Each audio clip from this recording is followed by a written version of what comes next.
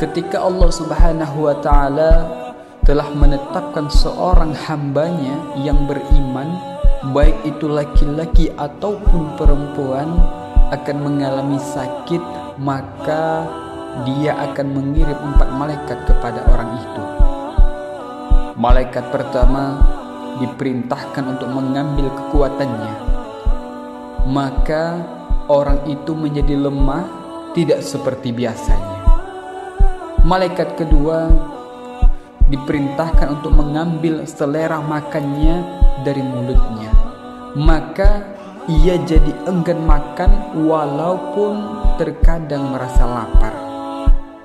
Malaikat ketiga diperintahkan untuk mengambil kecerahan wajahnya, maka orang-orang yang sekitarnya akan melihat bahwa ia sangat pucat. Dan malaikat keempat diperintahkan untuk mengambil dosa-dosanya, maka ia terbebas dari dosa kecuali dosa yang berhubungan dengan hak-hak manusia.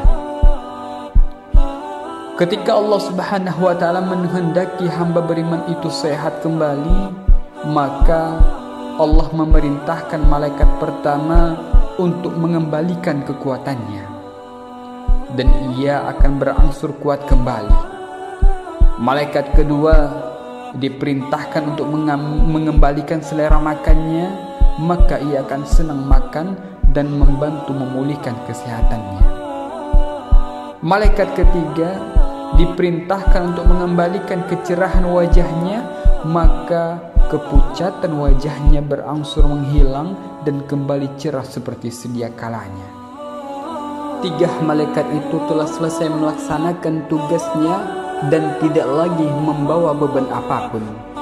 Tinggal malaikat keempat yang menunggu perintah Allah turun kepadanya, sehingga ia tidak harus membawa seperti ketiga malaikat temannya itu. Tetapi perintah itu tidak datang-datang juga.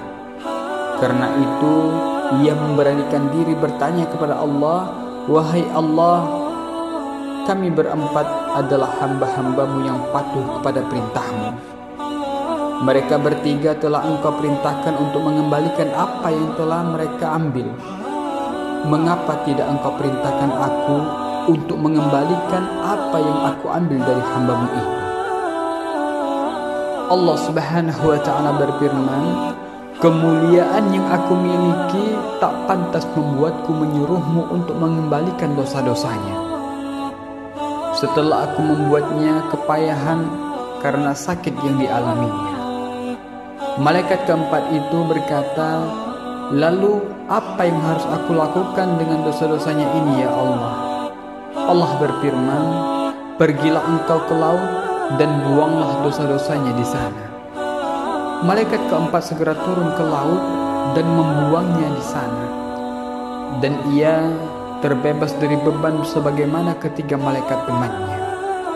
Kemudian dari dosa-dosa yang dibuang tersebut Allah menciptakan buaya laut. Wallahu a'lam.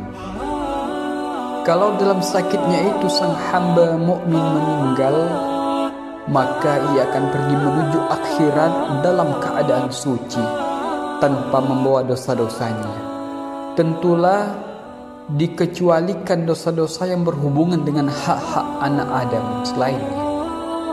Hal ini mungkin salah satu penjabaran dari sabda Rasulullah SAW, sakit panas sehari semalam adalah pelebur dosa setahun.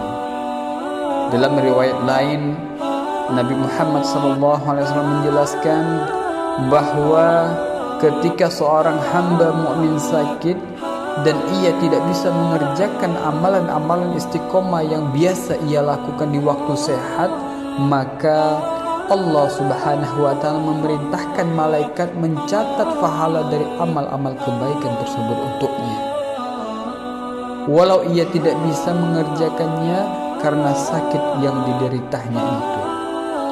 Tentulah semua itu bisa terjadi jika sang hamba mukmin tersebut sabar dan ridha dengan kehendak Allah Subhanahu wa ta'ala kepadanya.